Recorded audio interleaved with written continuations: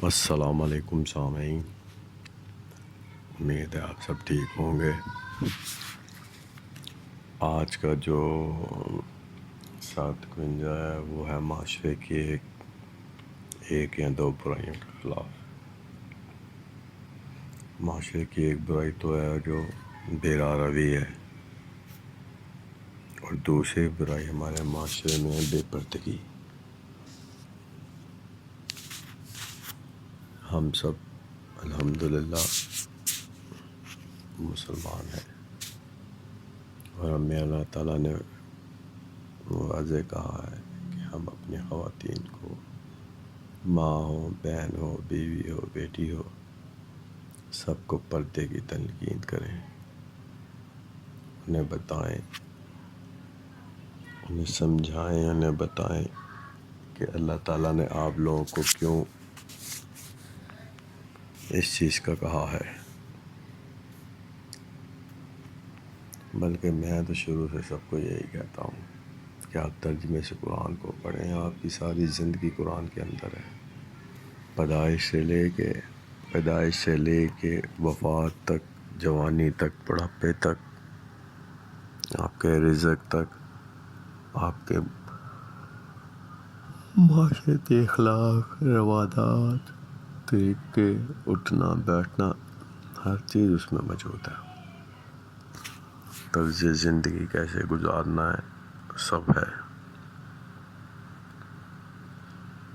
لیکن ہماری بدقسمتی ہی یہی ہے کہ ہم لوگ قرآن کو پڑھتے نہیں ہیں۔ آج میرا موضوع ہے بے پردگی۔ لیکن جب اللہ تعالیٰ نے کہا سب مسلمان بھائی بھائی ہیں، تو اس کا مطلب ہے اسی طرح سب عورتیں بہنیں ہیں، احترام کے قابل ہیں، عزت کے قابل ہیں سب، اور سب عورتوں کے لیے اسی طرح سارے مرد بھی عزت کے قابل ہیں، احترام کے قابل ہیں۔ جب اللہ نے فرما دیا کہ عورتوں کو چاہیے کہ جب وہ اپنے گھروں سے نکلیں،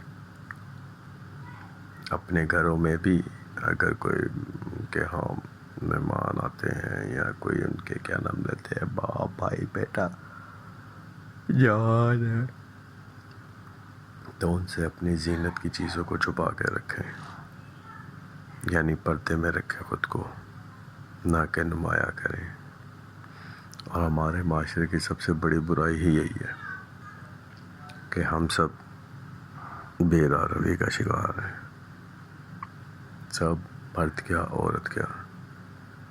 اللہ نے غیر مرد کو غیر عورت سے دور رہنے کو اسی لیے کہا ہے کہ جو شیطان ہے یعنی ابلیس ہے، وہ ہماری رگوں میں خون کی طرح دوڑتا ہے۔ وہ کہتے ہیں، اللہ تعالیٰ نے فرمایا کہ نفس امارہ جو ہے نا، وہ ہمیشہ انسان کو برائی کی طرف بلاتا ہے۔ تو جو شیطان ہے نا، وہ ہمیں ہمیشہ برائی کی طرف ہی دھکیلتا ہے۔ دیکھیں، اللہ نے جب زندگی دی ہے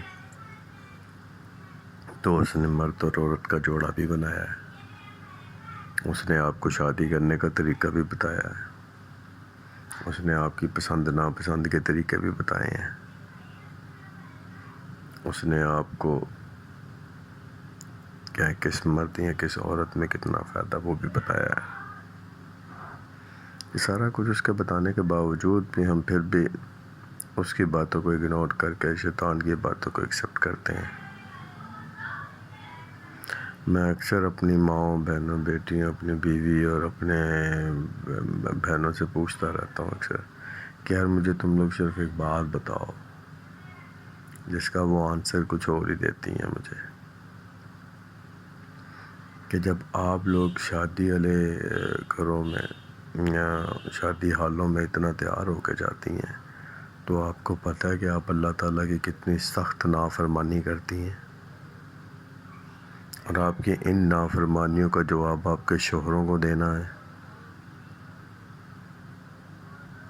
شاید ہم اس چیز کو بھول چکے ہیں کہ قبر ایک بہت خوفناک جگہ ہے۔ قبر ایک بہت خوفناک جگہ ہے اگر آپ کے اعمال ٹھیک نہیں ہیں تو۔ اور ہر شوہر جو ہے وہ اپنی بیوی پہ مقرر ہے یعنی اس کو اپنی بیوی کے معاشرے میں کیے گئی غلطیوں کے حساب دینے ہیں. اللہ نے اس سے پوچھنا ہے کہ بتاؤ تمہیں جب اس کا مزاجی خدا بنایا، جب تمہیں اس کا میں نے کیا لیتے ہیں حاکم بنایا، جب میں نے اس کا فیصلہ کرنے والا بنایا، تو اس کے باوجود تمہاری بیوی یہ بے پردہ کیوں گھومتی تھی؟ یہ غیر محرم مردوں میں بیٹھ کے ہنستی کیوں تھی؟ یہ غیر محرم مردوں میں بغیر پردے کے کیوں آتی تھی؟ تو پھر کیا جواب دے گا وہ؟ احتیاط علاج سے بہتر ہے. یہ تو سب جانتے ہیں کہ احتیاط علاج سے بہتر ہے. تو اسی لیے میرے بھائیوں، میری بہنوں، ایک دوسرے کا احترام کرنا سیکھیں. اللہ سب کے لیے برکت ڈالتا ہے. لیکن عورت کوئی بھی ہے، اس کی پیدائش سے لے کے اس کی موت تک اللہ تعالیٰ نے جو اسے شکل و صورت دے دی ہے نا، وہ اس کی وہی رہنی ہے، وہ چینج نہیں ہو سکتی ہے. اگر آپ مصنوعی طور پہ اپنے چہرے کی سرجریاں کرائیں، جو مرضی کریں، فیس کو چینج کر لیں گے، پوری باڈی تو چینج نہیں کر سکتے آپ. رہنا تو آپ نے وہی کا وہی ہے. نہ تو اپنا نام چینج کر سکتے ہیں. اگر آپ اپنا نام چینج کر لیتے تو اپنی شکل چینج نہیں کر سکتے. اگر یہ دونوں چیزیں چینج کر لیتے تو اپنے والدین تو چینج نہیں نہ کر سکتے آپ.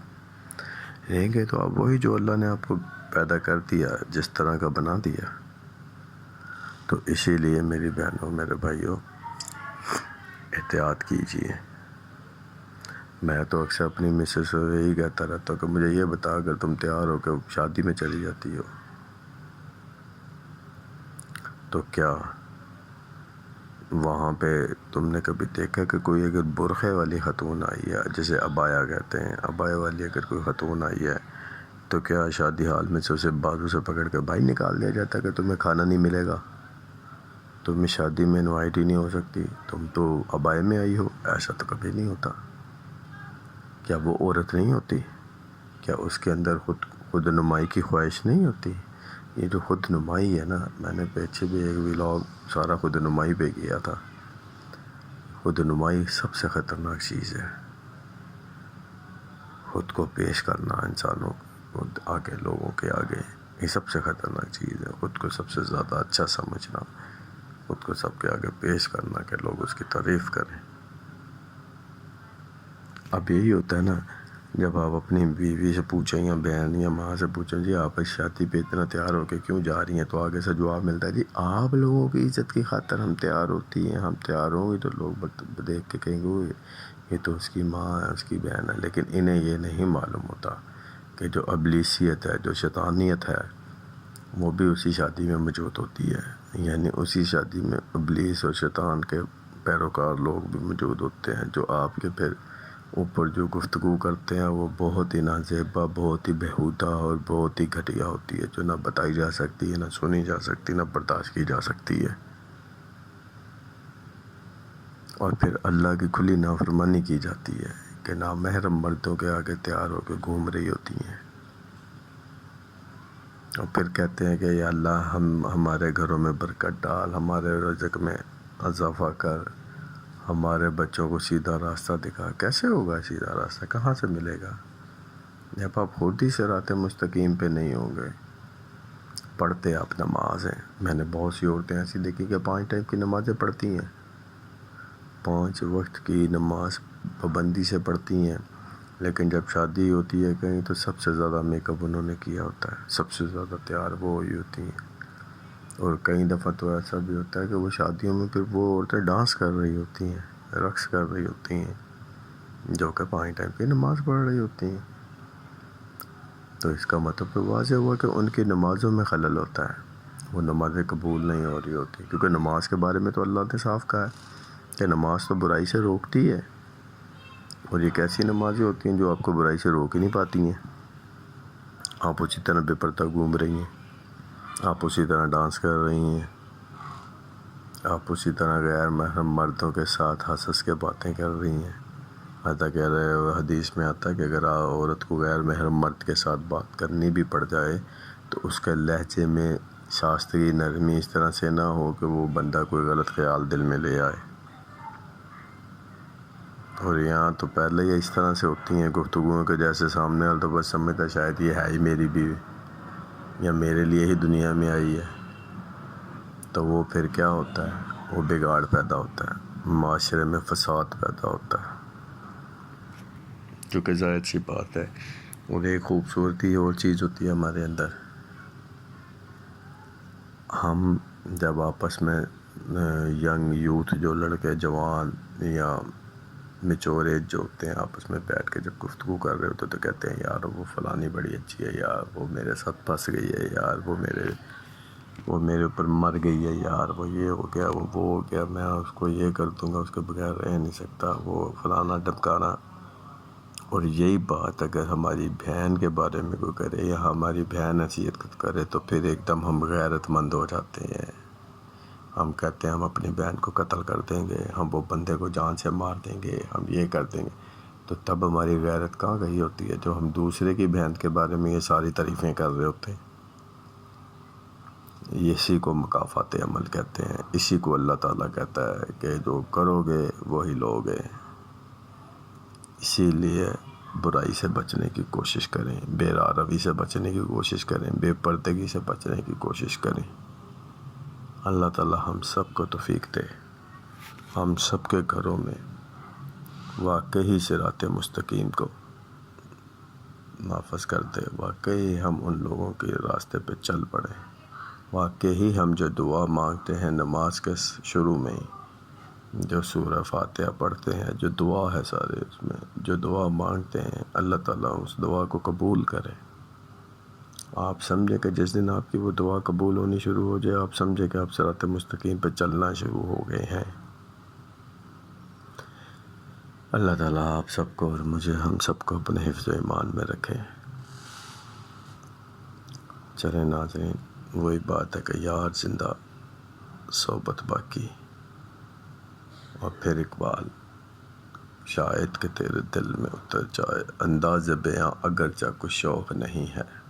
سوری میں نے شعر غلط پڑھ دیا تھا، میں دوبارہ پڑھ دیتا ہوں۔ انداز بیاں اگرچہ کچھ شوق نہیں ہے، شاید کہ تیرے دل میں اتر جائے میری بات۔ اللہ حافظ جناب۔